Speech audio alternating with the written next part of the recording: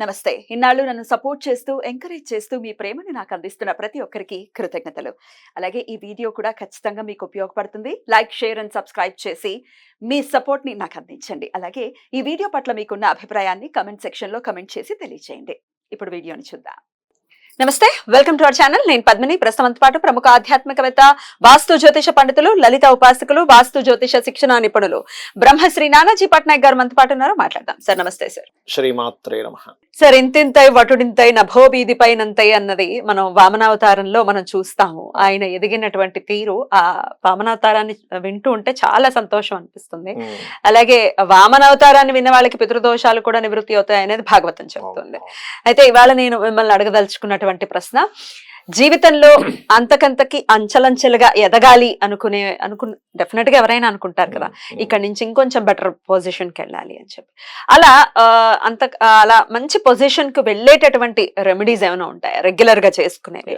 దాంతో పాటు నిత్య దైనందిన జీవితంలో ఇలా మనం నిజంగానే మన జీవితంలో ఎదగాలి అనుకున్నప్పుడు మనం ఏం మార్చుకోవాలి, వ్యక్తిత్వంలో ఏం మార్చుకోవాలి, బిహేవియర్ చేంజెస్ ఏం ఉండాలి అనేది కూడా ఒకసారి చెప్పండి సార్. అంటే ప్రాక్టికల్ గా, స్పిరిచువల్ గా రెండు. తప్పకుండా అమ్మా. మీరు మీ క్వశ్చన్ లోనే ఒక అద్భుతం ఉంది. ఎందుకంటే అంచెలంచెలుగా ఎదగాలి అన్నారు చూసారా, అది నిజంగా అంచెలంచెలుగానే ఎదుగుతాడు మనిషి. ఎవరో ఎక్కడో ఒక 10 కోట్ల మందిలో ఒకరికి సడన్ గా ఏదో లాటరీ తగులుతుంది, కానీ నిజంగా మాత్రం అంచెలంచెలుగానే ఎదుగుతాడు. అది స్టేబుల్ గా కూడా ఉంటుంది. అది ట్రూ. అది దాని వాల్యూ కూడా తెలుస్తుంది. అసలు అది నిజమనే దాన్ని పక్కన పెట్టేసి నేను రాత్రి లాటరీ కొట్టాలనుకుంటారు. అది ఎప్పటికో ఎవరికో ఒకరికి జరిగేది. ఇది కోట్లో ఒకరికో 10 కోట్ల మందిలో ఒకరికి జరిగేది. నిలబడటం కూడా అదంతా నిలబడుతుందంటే కష్టమే. ప్రశ్నార్థం. అది ఎలా వస్తుందో అలా పోతుంది. సమ్ టైమ్స్ అందరికీ అలా అని పోవాలంటలేదు. అది అయితే ఫస్ట్ ఆఫ్ ఆల్ అసలు ఎందుకు ఎదుగుతారు మనిషి, ఎందుకు ఎదగలేకపోతాడు, ఎందుకు ఎన్ని పూజలు చేస్తున్నా అక్కడే ఆగిపోతాడు అంటే దీనికి చాలా కారణాలు ఉన్నాయి. ఫస్ట్ నేను మీకు అంటే ఈ ప్రయాణంలో ఒక 1,00,000 మందిలో ఒకరిద్దరు ఎన్ని ప్రయత్నాలు చేస్తున్నా ఆగిపోతారు. దానికి అసలైన కారణం ఫస్ట్ మనం తెలుసుకోవాలి. చాలా మంది అడుగుతుంటారు నన్ను, ఏమండి అందరికీ రిజల్ట్స్ వస్తున్నాయి, నాకెందుకు రావట్లేదు, నేను ఎందుకు ఎదగలేకపోతున్నాను అన్నప్పుడు వాళ్ళు చేసే కొన్ని తప్పులు ఉంటాయి. ఒక్కొక్కసారి మనం ఎంత శ్రద్ధాభక్తులతో చేస్తున్నా సరే మనకి ఎందుకు రిజల్ట్ రాదు అంటే చెప్తాను చూడండి. ఇప్పుడు ఒక చంటి పిల్లడు ఉన్నాడు. మీరు నర్సరీ, ఎల్కేజీ టైంలో పిల్లల్ని తీసుకెళ్ళినప్పుడు ఎంత ఏడుస్తారు మీరు చూసారు. నేను వెళ్ళను, నేను పోను. కానీ అమ్మ ఏం చేస్తుంది, అరే వీడు ఇంత ఏడుస్తున్నాడు అని ఇంట్లో ఏం కూర్చోబెట్టదు, తీసుకుపోయి స్కూల్లో పడేసి వస్తుంది. మళ్ళీ మధ్యాహ్నం పోయి తెచ్చుకుంటుంది, మళ్ళీ నెక్స్ట్ డే రిపీట్ సేమ్. అది ఏమంటే అంత ఏడుస్తుంటే అమ్మ ఇంత దుర్మార్గంగా ఎందుకు తీసుకెళ్తుంది అంటాడా అన్నాడు. అమ్మ కూడా అనుకోదు. అమ్మ కూడా అనుకోదు. మనం అంతేనా అంటే ఏమంటే మనకి ఒక్కొక్కసారి ఏమొద్దంటే అమ్మ, మనం చేసే పూజాది విధానాల్లో కొన్ని తప్పిదాలు చేస్తూ ఉంటాం. అంటే ఎలా అంటే చెప్తా చూడండి. ఒక పూజ చేసాం, ఇంత పుణ్యం అని ఉంటుంది. 100 రూపీస్ అనే పుణ్యం వచ్చింది అనుకోండి. ఫర్ ఎగ్జాంపుల్ చెప్తాను. ఒక 100 రూపాయలు అనే పుణ్యం వచ్చింది. మనం పొద్దున్నే లేసి ఏం చేస్తామంటే స్నానం చేయకుండా చీపురు ముట్టుకుంటాం. అక్కడ 40 రూపాయలు కట్ అయిపోద్ది. 40 ఏకంగా. శక్తి దేవత కదా. మనం ముట్టుకోం కదా సార్, పని మనుషులు కూడా ముట్టుకుంటుంటారు. అప్పుడు ఏదైనా ముట్టుకున్నా, మన ఇంట్లో చీపురు ముట్టుకున్నా అయిపోయింది. అక్కడ 30 రూపాయలు 40 రూపాయలు ఖర్చు అయిపోయింది. స్నానం చేయకుండా పొయ్యి దగ్గరికి వెళ్ళాడు, ఇక్కడ 30-40 రూపాయలు ఖర్చు అయిపోయింది. ఇంకేముంది బ్యాలెన్స్ సార్? ఏమీ లేదు. పూజ చేసేటప్పుడు ఒకరి మీద చిరాకు పడ్డాం, అక్కడ 30-40 రూపాయలు ఖర్చు అయిపోయింది. లాస్ట్ కి మైనస్ అవుతుందా మనది? అది అంటే ఏంటి, ఇన్ని పూజలు చేసిన ఎందుకు రిజల్ట్ రావట్లేదు అంటే బికాస్ ఆఫ్ పూజ చేసినటువంటి పుణ్యాన్ని మేము ఇంకో రూపంలో తప్పిదాలు చేసి ఖర్చు చేసుకుంటున్నాం. ఏమంటే నేను ఏ తప్పిదాలు చేయట్లేదు, కానీ నేను పూజ చేస్తున్నాను, ఎందుకు రిజల్ట్ రావట్లేదు అంటే మహాభక్తుడు అనుకునేవాడికి అమ్మవారు రిజల్ట్ ఇవ్వదు అని చెప్తాను. ఎందుకో చెప్తా చూడండి. అమ్మవారికి తెలుసు వీడిని ఇక్కడ నుంచి వదిలేసి ఇంకో 100 జన్మలు ఎత్తాలి, ఈ 100 జన్మలు ఎత్తనివ్వకుండా ఈ జన్మలో వీడికి కంప్లీట్ చేయించేస్తా అనుకుంటారు. అది కరుణ. అంటే అమ్మవారు అనుకునేది, వీడు నా మహాభక్తుడు, వీడు నా దగ్గరికి రావాలి, వీడు మళ్ళీ ఇంకో 100-1000 జన్మలు ఎత్తాల్సిన అవసరం లేదు, కాబట్టి ఈ జన్మలోనే మొత్తం క్లియర్ చేసేద్దాం. ఇది అర్థం చేసుకోవాలి సార్ ముందు. ఇది చాలా లోతైన విషయం. డెప్త్ గా డెఫినెట్లీ దీన్ని అర్థం చేసుకునేంత ఓపిక కూడా ఉండదు సార్. నేను అసలు మొత్తానికే దూరం అవుతారేమో అమ్మవారికి. అప్పుడు ఒకటేంటంటే అమ్మ, భగవంతుల్లో కంప్లీట్ గా వెళ్ళిపోతే, శరణాగతి చెందితే వాడికి ఇంకే కోరికలు ఉండవు. అప్పుడే చేస్తుంది, ప్రతిసారి చేయదు. కామన్ గా ఏంటంటే నువ్వు కోరిన కోరిక అమ్మవారు ఇస్తూనే ఉంటుంది. అదేంటి నీ కోరిక తీర్చి తర్వాత మోక్షాన్ని ఇస్తుంది. అమ్మవారికి ఉన్న గొప్పతనం ఏంటంటే, అమ్మ నాకు ఒక కారు కావాలి ఇస్తుంది, అమ్మ నాకు ఇల్లు కావాలి ఇస్తుంది, మంచి భార్య లేదా మంచి భర్త పిల్లలు కావాలి ఇస్తుంది, ఏముంటుంది ఇస్తుంటుంది. కైవల్యం చెందే సమయం వస్తుంది. అప్పుడు ఏంటంటే మనిషికి లోపల ఒక వైరాగ్యం ప్రారంభం అవుతూ ఉంటుంది. అప్పుడు మాత్రం ఓకే వీడు సంపూర్ణంగా వీడు ఒక స్టేజ్కి వచ్చేసాడు. అక్కడి నుంచి మాత్రం అతను చేసే పూజలు అన్నీ కూడా దేనికి ఉపయోగపడతాయి అంటే పూర్వజన్మల్లో చేసుకున్నటువంటి కర్మల్ని తగ్గించడానికి ఉపయోగపడతాయి, కోరికలు నెరవేరడానికి కాదు. అప్పుడు ఏం చేస్తుంది, ఓహో ఓకే ఇంకా వీడు నా లోకానికి రావాలి కాబట్టి వీడికి ఇంకా జన్మలు వద్దు, వీడి లోపలికి తీసుకెళ్దాం అనేటువంటి దాంతో తీసుకెళ్తుంది. అది మనం గుర్తుపట్టగలగాలి. ఇక అంచెలంచెల దగ్గరికి వద్దాం, ఎందుకంటే ఇది తెలియకుండా అక్కడికి వెళ్తే సబ్జెక్ట్ అర్థం కాదు. Correct sir. అంచెలంచెలు అనేటువంటిది ఏంటంటే అమ్మ, ఫస్ట్ మనకి జాతక చక్రంలో మనము అంచెలంచెలుగా ఎదగాలి అంటే ఏ రూపంలో నువ్వు ఎదుగుతావు అనేటువంటిది ఒక లెక్క ఉంటుంది. ఎదగడం అంటే ఏంటి, సర్వసాధారణంగా ఫస్ట్ మనీ, అంతే, పేరు ప్రఖ్యాతులు, ఆరోగ్యంగా ఉండడం, పెళ్లి పిల్లలు ఇవి అంతే కదా. అంతే రైట్.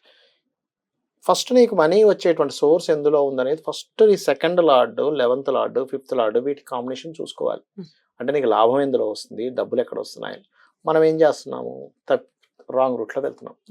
ఇక నీకు చక్కగా స్కూల్ పెడితే డబ్బులు వస్తాయని అనుకుంటే తీసుకెళ్లి హోటల్ పెడుతున్నాడు, లేదా హోటల్ పెడితే డబ్బులు వస్తాయని ఉంటే తీసుకెళ్లి ఇంకోటి సినిమా హాల్ కడుతున్నాడు. అయ్యో అన్ని రివర్స్ అవుతున్నాయి. అది తెలిసేసరికి సమయం అయిపోద్ది. అక్కడ మెయిన్ ఒకటి మిస్టేక్ జరుగుతుంది. రెండవది ఏంటంటే ఆ దశ రాలేదు ఒక్కోసారి, అంటే ఈ దశలో వచ్చే యోగం లేదు, ఆ దశలో మొత్తం పోరాడతాడు, నెక్స్ట్ దశలో వచ్చే ఛాన్స్ ఉంటుంది, అప్పుడు పైకి వస్తాడు. జ్యోతిష్ శాస్త్రం మనకి ఎందుకుందంటే నువ్వు అంచెలంచెలుగా ఎదగడానికి నీకు ఏ రూట్లో డబ్బులు వస్తాయి, ఏ రూట్లో నీకు పేరు వస్తుంది, ఏ రూట్లో నువ్వు శ్రమ పడుతున్నటువంటి శ్రమకి లాభం వస్తుంది అనేటువంటిది ఉంటుంది. అది తెలుసుకోకుండా మనం రూట్లోకి వెళ్ళడం తప్పు. సరే ఏమండి ఇవన్నీ నాకు తెలియదు, మా డేట్ ఆఫ్ బర్త్ రాయలేదు, అప్పుడు అమ్మవారినో నీకు ఇష్టమైనటువంటి వెంకటేశ్వర స్వామినో లేకపోతే విష్ణువునో అదే మన శివుణ్ణో గట్టిగా పట్టుకో, స్వామి నువ్వు తప్ప నాకు ఒకటి తెలియదు. శరణాగతి అంటారు. చాలా మంది ఏమనుకుంటారంటే శరణాగతి అంటే ఏ కష్టం వచ్చినా భగవంతుడే అనుకుంటారు. కాదు, ఏ కష్టం వచ్చినా భగవంతుడు అనడం కాదు శరణాగతి అంటే. కష్టము సుఖము నాకు ఇవేమీ తెలియవు, నీవు తప్ప అన్యము తెలియదు అనుకోవడం శరణాగతి. నీవు తప్ప అన్యం నాకు ఇంకోటి తెలియదు, నువ్వే అని అనుకోవడం శరణాగతి. అక్కడికి వెళ్ళిపోగలిగితే ఆయనే చూపిస్తాడు, అమ్మవారే చూపిస్తుంది, నాన్న నువ్వు ఇక్కడికి వెళ్ళు. నీకు ఒక రోజు ఒక దగ్గరికి వెళ్ళి అన్నం తినలేదనుకుంటే ఎలా వెళ్ళిపోవాలంటే, ఎంత డీప్గా వెళ్ళాలంటే, ఓహో ఈ రోజు నాకు అమ్మవారు అన్నం తినకూడదు అనుకుంటుంది, నేను తినకూడదు అనుకోవాలంతే. అంత యాక్సెప్టెన్సీ ఉండాలి. ఓ దగ్గరికి వెళ్ళాం, ఓ దగ్గరికి వెళ్ళి ఒక అవమానం పడ్డాం, నన్ను అమ్మవారు ఈ అవమాన రూపంలో నా కర్మను తొలగించింది. ఓ దగ్గరికి వెళ్తే ఒక మంచి పేరు వచ్చింది, అమ్మవారు నాకు ఈ రోజు ఈ మంచి పేరు ఇచ్చింది. నాకు ప్రతిదీ అమ్మవారే. ఓహో ఒక బాధ కలిగితే ఈ రూపంలో తీసేసింది, కింద పడిపోయావు దెబ్బ తగిలింది, అమ్మవారు పెద్ద దెబ్బ ఏదో తగలాల్సి చిన్న దెబ్బతో పోగొట్టింది. ఇలా గనక నువ్వు వెళ్ళగలిగితే ఆవిడే చూసుకుంటుంది. ప్రతిదీ అమ్మవారు అమ్మవారు అమ్మవారు అనుకుంటూ వెళ్తూ ఉంటే మొత్తం ఏం చేస్తుందంటే ఈ జన్మలోనే మొత్తం క్లియర్ చేసేస్తుంది. రైట్ సార్, డెఫినెట్లీ అలాంటి శరణాగతి చేసుకుంటూ ముందుకు వెళ్ళాలి. ఇంకాస్త ఇన్నోసెంట్ గా ఉన్న వాళ్ళకి అర్థం కాదు సార్ ఇది కూడా. అయితే దీనికి నేను 369 ఫార్ములా ఒకటి చెప్పాను దీనికి, అంచలంచలు ఎదగడానికి. ఏమిటా 369 ఫార్ములా అంటే, ఉదయం నిద్ర లేచిన వెంటనే కూర్చొని మీరు ఏం చేయండి అంటే, ఇట్లా మఠం వేసుకొని సుఖాసనం వేసుకోవచ్చు, లేకపోతే సిద్ధాసనం వేసుకోవచ్చు, పద్మాసనం వేసుకోవచ్చు. పద్మాసనం అంటే కొంచెం పెద్దవాళ్ళకి కష్టం, చిన్న పిల్లలు వేసుకోగలరు. సిద్ధాసనము సుఖాసనం ఎవరైనా వేయచ్చు. సిద్ధాసనం అంటే ఒక కాలు మాత్రం పైకి వస్తుంది, మామూలుగా సుఖాసనం నార్మల్ గా మఠం వేసుకుంటాం. కూర్చొని మూలాధార చక్రం మీద ధ్యాస పెట్టి ఓం గం గణాధిపతయే నమః అనుకోండి 3 సార్లు. 3 సార్లు అనుకోండి. చెప్తాను పొద్దున్న నిద్ర లేచిన వెంటనే. దాని తర్వాత 3 అది, దాని తర్వాత 6 ఓం స్కందాయ నమః అని ఒక 6 సార్లు అనుకోండి. అప్పుడు మూలాధారం మీద చక్రం మీద మీరు పెట్టక్కర్లే, ఓం స్కందాయ నమః, ఓం స్కందాయ నమః మీరు ఉచ్చరించేటప్పుడు మీ నోట్లో మనసులో అనుకోండి. ఆ శబ్దాన్ని చాలా జాగ్రత్తగా అనుకోండి. 6 సార్లే కదా, కాన్సంట్రేట్ చేద్దాం. తర్వాత 9 సార్లు ఓం నమో వెంకటేశాయ చేసుకోవచ్చు. ఇది రాత్రా సార్? రాత్రి కాదు, పొద్దున్నే 9 సార్లు. ఇలాగా రోజుకు 3 సార్లు చేయాలి, పొద్దున్న, మధ్యాహ్నం, సాయంత్రం. సో 369 మార్నింగ్, 369 ఈవినింగ్, అదే మధ్యాహ్నం, రాత్రి. మీరు ఇది చెయ్యండి. ఇప్పటికి ఇది నేను ఎంతో మంది, కొన్ని వందల వేల మంది సార్ నా జీవితం మారింది. నాకు ఫస్ట్ డబ్బుల కంటే ఫస్ట్ మనశ్శాంతి వచ్చింది, నాకేదో తెలియని కాన్ఫిడెన్స్ వచ్చింది అనేటువంటి దీన్ని 3 సార్లు కనుక ఈ 369 ఫార్ములా కనుక చెయ్యగలిగితే 100% గణపతి ఏంటమ్మా ఆటంకాలు, నువ్వు అంచలంచలు ఎదగాలంటే ఫస్ట్ మీకు ఆటంకం ఉండకూడదు. నెక్స్ట్ ఏంటి శక్తి, నెక్స్ట్ ఏంటి వెంకటేశ్వర స్వామి. ఖచ్చితంగా మీకు క్లియర్ అవుతుంది మీ సమస్య. బ్యూటిఫుల్, చాలా అద్భుతంగా వివరించారు సార్. ప్రాక్టికల్ గా ఏం కృతజ్ఞతలు, ఇది డెఫినెట్ గా మీకు ఉపయోగపడాలి. అంచెలంచెలుగా మీరు ప్రతి ఒక్కరి మీ జీవితాల్లో మీరు ముందుకు వెళ్ళాలి అని మనస్ఫూర్తిగా కోరుకుంటూ కృతజ్ఞతలు సార్. నమస్తే. శ్రీమాత్రే నమః.